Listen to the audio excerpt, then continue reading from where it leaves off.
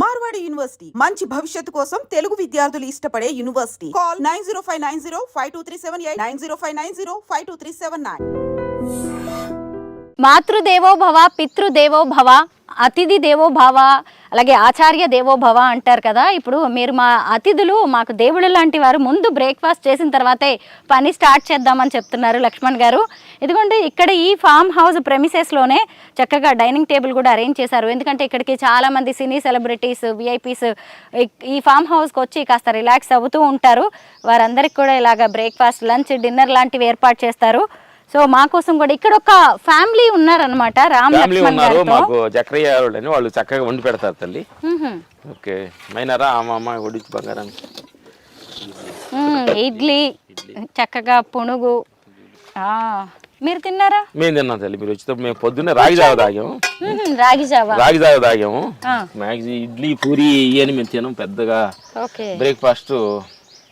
రామ్ లక్ష్మణ్ గారు, మీరు ఎంత ఛాలెంజింగ్ ఫైట్స్ చేస్తారు కదా. ఫిజికల్గా చాలా స్ట్రెంగ్త్గా ఉండాలి, చాలా మీరు ఉంటేనే, స్ట్రాంగ్గా ఉంటేనే ఆ ఫైట్స్ చేయగలరు. మీ ఫుడ్, మీ డైట్ ఎలా ఉంటుందండి? మా డైట్ పొద్దున్నే లేసి మేము జీడిపప్పు, బాదం నానేస్తాం తల్లి. నైట్ నానేసి ఒక 8 hours నానేసి ఆ తర్వాత కిస్మిస్ ఇవన్నీ తింటాము. ఫస్ట్ బొప్పాయి ఎర్లీ స్టమక్లో తింటాము. ఇది బ్రేక్ఫాస్ట్ మాది. ఈ ఎండాకాలం మటుకి ఈ మార్చి, ఏప్రిల్, మేలో మటుకి మార్నింగ్ కొంచెం రాగి జావ, అన్నం నైట్లో కినో రైస్, ఇట్లా సిరుధాన్యాలు అంటారు కదా, నానబెట్టి ఉల్లిపాయ వేసుకొచ్చి తింటాం లైట్గా. లేదంటే ఇది మా బ్రేక్ఫాస్ట్. డిన్నర్ ఎలా ఉంటుంది? డిన్నర్ ఎక్కువగా ఆకుకూరలు, పీసు పదార్థం అనేవి ఎక్కువగా ఉంటాయి. 70%. ఓన్లీ వైట్ రైస్ తినము, ఓన్లీ కినో రైస్ ఇలాంటివి కాదు, సిరిధాన్యాలు చిన్న కప్పు, అంత కప్పు ఉంటుంది, అంత కప్పు తింటాం. మీకు ఎవరైనా డైటీషియన్ కానీ న్యూట్రిషనిస్ట్లు ఎవరైనా ఉంటారా? మేమే డైటీషియన్, మేమే న్యూట్రిషన్. అంటే ఇప్పుడు అసలే అందరూ సినిమా వాళ్ళు అంటే చాలు, వాళ్ళకంటూ ఒక స్పెషల్ మెనూ ఉంటుంది. మాకు అంత సెషన్స్ ఏం సపరేట్గా ఏం లేదు, మేమే సెషన్లు. అంటే మేము మంత్రం అయితే రాజుగారి దగ్గర ఎక్కువగా ఈ ఆహార నియమాలు పాటించి అక్కడ ఉన్నాం. ఒక 15 days అక్కడ ఉండి, ఒక 10 days టోటల్ ఫాస్టింగ్ తినకుండా ఒక 10 days ఉండి, ఓన్లీ తేనె నిమ్మరసంతో ఒక 10 days గడిపాము. ఒక 8 kg తగ్గాము. పొద్దున్నే 1 లీటర్ నీళ్లు తాగి ఇలా ఆహార నియమాలన్నీ కరెక్ట్గా పాటిస్తూ ఉంటుంది.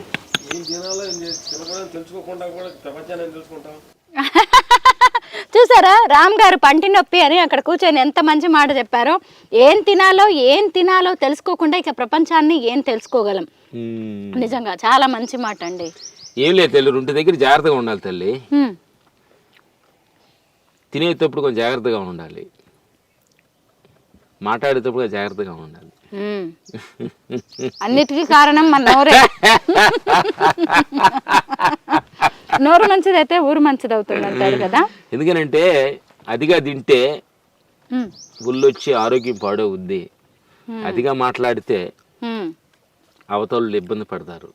అందుకని మాట్లాడేటప్పుడు కొంచెం జాగ్రత్తగా ఉంటే మంచిదని మా గురువులు చెప్పిన ఆజ్ఞ ప్రకారం ఇది చాలా మంచిది, అందరికి కూడా పనికొచ్చుద్ది. ఇది గురువులు అనే కాదు, మీ మనస్తత్వాన్ని చూసినా కానీ మరి ఇన్నేళ్లుగా మీరు ఇండస్ట్రీని ఏలుతున్నారు అంటే మీరు ఎంత ఆలోచించి తినడం కావచ్చు, ఎంత ఆలోచించి మాట్లాడడం చేస్తూ ఉంటేనే ఇన్నేళ్లుగా మీరు ఈ సినిమా ఇండస్ట్రీలో ఉండగలిగారండి. ఎందుకంటే మీరు ఇందాక కూడా చెప్పారు కదా, రాగద్వేషాలకు అతీతంగా బతకాలి అని. అలాగే ఇక్కడ అసూయ, ద్వేషాలు అనేవి కూడా ఎక్కువగా ఉంటాయి. చక్రయ్య ఆయనే ఈ తోటని ఇంత అద్భుతంగా తీర్చిదిద్దాడు. ఈరోజు వంట వండింది కూడా రాజక్రయ్య రా, వాళ్ళు ఆవిడ గారు. జక్కయ్య గారు, మీ వంట ఇవన్నీ చాలా బాగున్నాయండి. మీ చేతి వంట రుచి చూసాం మేము మొత్తానికి. గుడ్. ఏమైనా వర్కౌట్స్ చేస్తారా స్ట్రాంగ్ గా ఉండడానికి? పొద్దున్నే మేము 5 to 6 సూర్య నమస్కారాలు, ప్రాణాయామం, కపాళివాత్, భస్రిక. అది చేయిందే ఈ గాడిదలకి టిఫిన్ పెట్టము. ఎందుకంటే పొద్దున్న లేచి పొద్దున్నే ఒక 3 గంటలు లేవుతాం అమ్మా వీళ్ళని. రామలక్ష్మణ్ 3 గంటలు లేపి పొద్దున్న బ్రష్ చేసుకొని 1 లీటర్ నీళ్ళు తాపిస్తాం వీళ్ళకి. ఆ తర్వాత నీళ్ళు తాపించి వాష్రూమ్కి వెళ్ళి వచ్చి ధ్యానంలో కూర్చుంటాం. మ్మ్.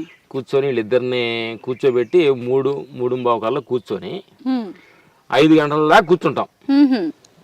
కూర్చున్నప్పుడు ఏం చేస్తారంటే వీళ్ళిద్దరు అంటే ధ్యానంలో కూర్చునేటప్పుడు మనకి శత్రువు ఎవరు ఉండకూడదు. మ్మ్. ధ్యానంలో కూర్చునేటప్పుడు మన శత్రువు అంటే ఈ రోజుల్లో మనకి సెల్ ఫోనేనండి. ఎవరు ఉండకూడదు. కాబట్టి మనకి ఎవరన్నా మన రిలేషన్స్ ఎవరన్నా కానీ ఫస్ట్ ఎవరన్నా ఉంటే మనం తెలిసో తెలియగా మనం అన్ని మన వల్లనే ఇబ్బంది పడి ఉంటే వాళ్ళని క్షమించమని అడుగుతాము. వాళ్ళు ఎవరన్నా మనం వాళ్ళకి కొంచెం తెలిసి తెలకుండా ఇబ్బందులు పెట్టుంటాం. మనం తెలిసి తెలియక పోతా బాగా సేవం దొక్కేస్తాం, అది ఇబ్బందే కదా. అవునండి. మనం తెలియకుండా కొన్ని జరుగుతాయి, తెలిసి కొన్ని చేస్తాం అనమాట. అట్లా అప్పుడు మనం తెలియకుండా చేసాం కాబట్టి కొన్ని తెలిసి చేసాం, కొన్ని తెలియజేసాం, క్షమించమని అడుగుతాం వాళ్ళు మనం కొంచెం. ఆ తర్వాత ప్రకృతిని అందరినీ, ఎందుకంటే మనం తినటానికి ఇడ్లీ తయారు చేయాలన్నా రైతు కూరగాయలు మనం తినాలంటే రైతు కావాలి, పంట పండించడానికి రైతు కావాలి, ఈ బట్టలు నేర్పించడానికి చేనేతలు కావాలి. మన పొద్దున్నే ఇల్లు శుభ్రంగా ఉండాలంటే, రోడ్డు శుభ్రంగా ఉండాలంటే మనకు మున్సిపాలిటీ సోదరులు కావాలి, ఆ తల్లులు కావాలి. పొద్దున్న లేచిన కాడ నుంచి పుణుకునేదాకా ఎంతమంది సహాయంతో దేహం నడుస్తుంది, వాళ్ళకి ట్యాంక్స్ చెబుతాం. ఆ తర్వాత రెండో ట్యాంక్స్ ఏంటంటే పంచభూతాల ఆధారంగానే ఈ దేహం పుట్టింది. నీరు, గాలి, అగ్ని, ఆకాశం, వీటితోటి ఇది గాలి తయారైంది, ఈ బాడీలు తయారైనాయి. అందుకని వాటికి ట్యాంక్స్ చెబుతాం. తల్లి థ్యాంక్స్ అమ్మా, నిన్ను పొద్దున్న లేచిన కాడ నుంచి నిన్ను వాడుకుంటున్నాము, భూమి నడుస్తున్నాము, ట్యాంక్స్, నీళ్లు తాగబోతున్నావు, ట్యాంక్స్, గాలి బిల్లు పడుతున్నావు, ట్యాంక్స్, అందరికి ట్యాంక్స్ చెప్తూ జీవిస్తాము. ఆ తర్వాత మన జన్మని తల్లిదండ్రులు, మమ్మల్ని బ్రదర్స్, వీళ్ళందరూ ట్యాంక్స్ చెప్పి ధ్యానంలో కూర్చుంటాం. ధ్యానంలో కూర్చోబెడతాం వీళ్ళిద్దరిని. ఎందుకు ట్యాంక్ చెప్పిన తర్వాత కొంచెం కూర్చున్న తర్వాత శ్వాసనే కొంచెం గమనించుకుంటూ వెళ్తుంటే హానాపాన సతి అంటారు విపాసనాలో దాన్ని. మనకి శ్వాస ఎక్కువగా కొట్టుకుంటుంటే అది ఆ లోపల ఏదో టెన్షన్స్, ఏదో ఆలోచిస్తున్నాం అనే సింబాలిక్ అనమాట అది.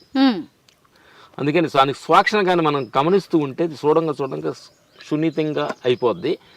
లోపలికి వెళ్తున్న శ్వాస, బయటకు వస్తున్న శ్వాస తెలియకూడదు, అదే అంటారు. అది సూక్ష్మంగా అయిపోవడం అనమాట. అప్పుడు సూక్ష్మంగా శ్వాస కానీ నోటర్లోకి వచ్చిందంటే అప్పుడు ఆలోచనల స్థితి తగ్గినట్టు, అప్పుడు ప్రశాంతంగా అప్పుడు విశ్వానికి మనం కనెక్ట్ అవుతాం అనమాట. అంటే భూమిని, గాలిని మనం అందరిని సృష్టించిన ఒక శక్తి ఉంటుంది, దానికి రూపాలు లేవు. రూపాలు మనం వచ్చిన తర్వాత అని కొన్ని దేవుళ్ళ రూపాలు మనం సృష్టించుకున్నాం, కానీ మనం సృష్టించినప్పుడే ఉంది కదా ఒక రూపం, ఒక శక్తి ఉంది కదా. ఆ శక్తికి మనం కనెక్ట్ అయినప్పుడు ఒక తెలియని అప్పుడు ఏంటంటే ఆ కనెక్ట్ అయినప్పుడు ఎలా ఉంటుందంటే అది బ్లూగా, అంటే ఈ చెట్లు, నా ఇల్లు, నీ ఇల్లు, నేను, నా ప్రాంతం, నా పేరు, నేను, నా దేహం టోటల్ కంప్లీట్గా డిజాల్వ్ అయ్యి ఒక బ్లూగా మంగళగా ఉంటుంది. అక్కడ నాది నీదేనేమి ఉండదు. దాన్ని అలా కొంచెంసేపు ఆహ్వానించుకొని కొంచెంసేపు దానిలో కలిసి, అంటే భగవంతుడిలో కలుస్తున్నట్టు అర్థం అంటారు. మన భాషలో చెప్పాలంటే భగవంతుడు మనలో ఏకమైనట్టు ఆ క్షణం. అప్పుడు భగవంతుడు అయ్యో పొద్దుగులు నీ పక్కన కూర్చుంటే నమ్మిన భార్య, పిల్లలు, నన్ను నమ్మిన షూటింగ్, నన్ను మాట్లాడడానికి వచ్చిన ఈ మీడియా మిత్రులు అందరి కోసం సైలెన్స్గా ఎలా ఉండాలి. అందుకే నేను వెళ్ళేసి వాళ్ళతో ఆ పనులు చేసి నీ గురించి చేతనైతే అడిగితే చెప్తా.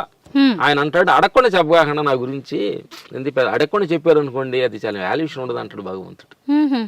అప్పుడు ఏమైనా ఎవరైనా అడిగితే చెబుతాము. సరే నా బంగారు తల్లి అడుగుతుంది కాబట్టి ఇప్పుడు చెబుతానన్నయ్యా అని ఆయనతో శ్రమించుకొని మళ్ళీ ధ్యానంలో మళ్ళీ 6 గంటలా పని చేసుకుంటాం.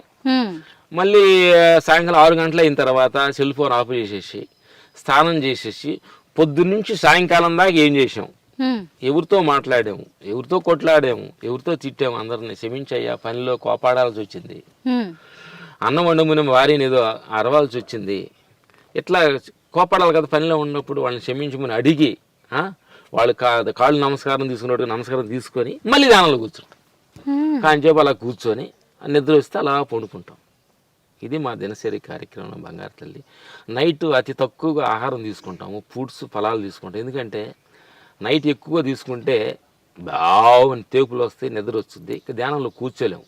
భగవంతుడి దగ్గరికి వెళ్ళాలంటే మనం కొంచెం అలర్ట్గా ఉండాలి కదా. అందుకే తక్కువ మితి ఆహారం తీసుకొని భగవంతుడితోటి ఒక 1 hour 2 hours ఆయనతోటి కలిసి ఆయన కొన్ని చిట్టాలు చెబుతూ ఉంటాడు.